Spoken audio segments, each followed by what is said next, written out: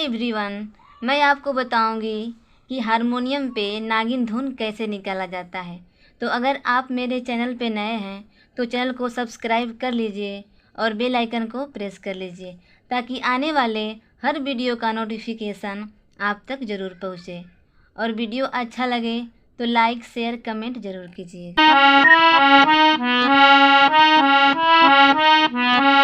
रे सा ग सा रे नी सा, रे सा ग सा रे नी सा।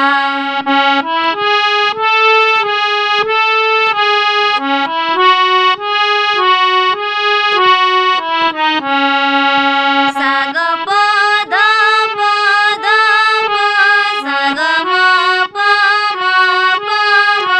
ग रे सा ग सा रे नी सा, रे सा ग सा रे नी सा।